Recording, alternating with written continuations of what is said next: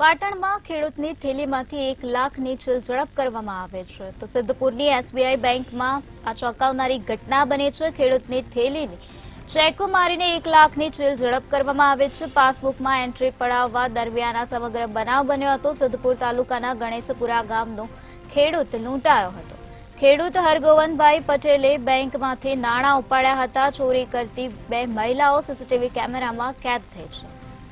પાટણનો આ બનાવ સામે આવ્યો છે, જ્યાં ખેડૂતની થેલીમાંથી 1 લાખની ચીલ ઝડપ કરવામાં આવી છે। સિદ્ધપુરની એસબીઆઈ બેંકમાં આ પ્રકારની ચોંકાવનારી ઘટના સામે આવે છે। ખેડૂતની થેલીને ચેકો મારીને 1 લાખની ચીલ ઝડપ કરી દેવામાં આવે છે તો ચોરી કરતી 2 મહિલાઓ સીસીટીવી કેમેરામાં કેદ થઈ છે। ખેડૂત હરગોવનભાઈ પટેલે બેંકમાંથી નાણાં ઉપાડ્યા હતા।